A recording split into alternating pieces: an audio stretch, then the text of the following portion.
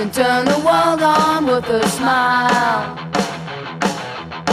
You can take a nothing day and suddenly make it all seem worthwhile. Well, it's your girl and you should know it. With each glance and every little movement you show it. Love is all around, don't need to fake it. You can never down, why don't you take it? You're gonna make it after all. Hey everybody, welcome to the show. Today is Thursday, June 7th, and Marc has 761 days left to go in his U.S. prison sentence. That's until his early release date of July 9th, 2014.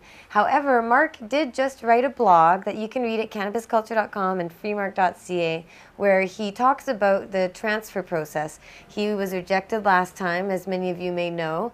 The U.S. government decided not to let him get approved to come home and serve his sentence in Canada, but he can apply again in April of next year, and he will do so.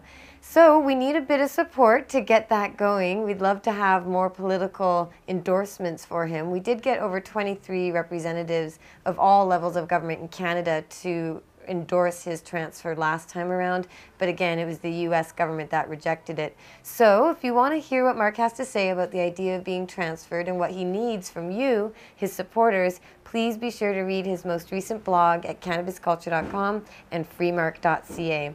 I'll be off to visit Marc this weekend. I leave tomorrow, getting up at 3:30 a.m. for my journey all the way down to Mississippi. So I'll be able to talk with him about my upcoming appearance and presentation at Idea City. This is a big event. I'm very nervous, I'm going to admit, about it. I've been feeling a bit anxious because it's a big deal. It's a different audience. I'm speaking about marijuana to an audience of many different types of people. And so I hope to do well. I feel I do a pretty good job speaking normally, but I've got to admit this one's got me a bit nervous. So wish me luck, but I'll be meeting with Marc and talking with him, and he's spoken there twice. He even told me this morning, I'm not going to tell you not to be anxious, because I was too. I was totally nervous, but once you're done speaking, it'll be excellent. You'll just relax. And thankfully, I'm one of the first presenters on the first day, so I get it out of the way, and then there's 3 full days of very interesting people speaking about a wide range of topics. So go to ideacityonline.com, and you can see what it's all about. I've got my bio there too about who I am and what I'm doing, and wish me luck, as I said. I hope it goes well.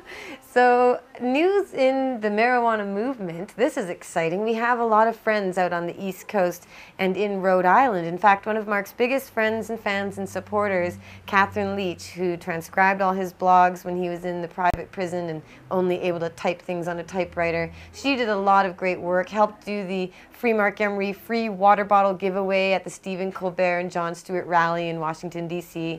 I mean, Catherine and her husband and their crew have been incredibly helpful to me and Marc. So they've been working hard, no doubt, with everybody there who just got passed, not quite into law, but to the governor's desk, a 1-ounce decriminalization bill for marijuana. That's decrim for everybody. That would be amazing if it passes, and the governor said he's inclined to pass the bill. So go to cannabisculture.com and check out the news there, or just Google it. I'm sure there's a lot of stories you'll find online.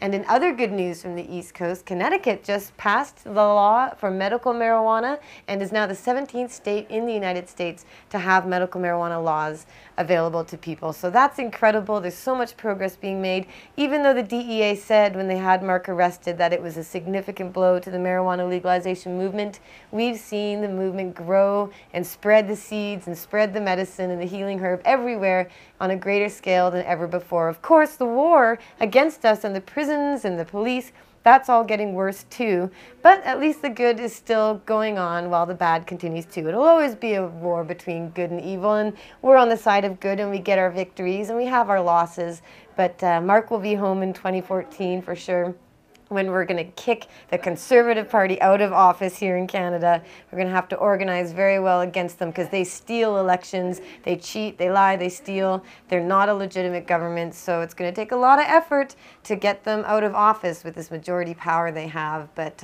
we can't give up hope. We've got to save this country. And even if we don't in the end, it's worth it to try rather than to just let it all fall apart. So that's why I keep fighting, and even though it's sometimes depressing, I keep my head up because there's not really any other choice besides being depressed, and I don't want to be depressed. So following Marc's example. And speaking of Marc, every week I do the free Marc t-shirt giveaway. I'm going to be giving this away to a winner who has entered from last week's show. You'll also get a free Marc button and hopefully all the stickers if they're all in stock. I think we might be missing one of them, but I'll make sure that you get the goods in the mail. But every week we draw from the bubble bag. Excellent product at Cannabis Culture headquarters. You can buy this and more online at cannabisculture.com/store or come down to Vancouver, BC, where of course we have a gigantic headquarters, 3 stories tall, museums and lounges and stores and more, and Pot TV and Cannabis Culture, and you're everything you need but the weed, we like to say. So the winner this week is going to be Danny R. Your email is gravewalker1975 at AOL. Thank you so much for entering. I'll get you the prize sent out as soon as possible. I'll be gone for the next week, so I don't know exactly what I'll do for my weekly show, but next Wednesday I do my speech, so maybe after that or at some point, it's a busy day, maybe I'll try and get a video done and upload and let you guys know how it's going. But thanks so much for tuning in. Of course, enter for the draw next time around. Maybe 2 weeks from now I'll do the draw for the free Marc t-shirt, and just send an email to jodie@cannabisculture.com. And as always, be sure to check out cannabisculture.com, pot.tv, freemarc.ca, and all of our Twitter and Facebook accounts and all that are in the links below and the information under this video. So be sure to check that out, subscribe to Pot TV, and send a letter to Marc. He absolutely loves your support. And so do I. Thanks a lot, and I'll see you guys here in the office in 2 weeks. Peace. I had something called the Toker's Bowl, which I do every year in Vancouver. We have 250 people. In fact, a lot of people from Idea City in the past have come, by the way. And I won't name names, but you might meet them tonight.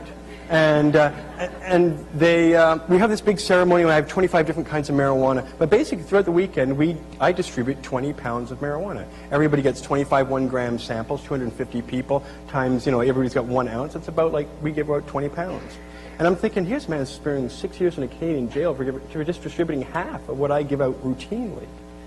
And I'm thinking, wow, that's shocking. And of course, the Canadian government has new proposals for marijuana, and they're proposing something that I'm calling recriminalization, because actually Ontario is the one jurisdiction in the whole world, in the whole Western world, where marijuana is absolutely legal. You can possess it, you won't get charged, and I plan to have a demonstration in front of the Toronto Police headquarters tomorrow at 4:20 in the afternoon. It's been announced, and I'm sorry to say I'll have to miss that speaker, but I will be down the street in front of the Toronto Police headquarters smoking marijuana and quite obviously possessing it and daring the police to take it away from me, because there have been 2 court decisions here in Ontario that have validated that there is no marijuana law, that the government has failed in the past to provide adequate medical marijuana laws, and you can tell that when a guy has to basically starve to death just to get a marijuana cookie in jail.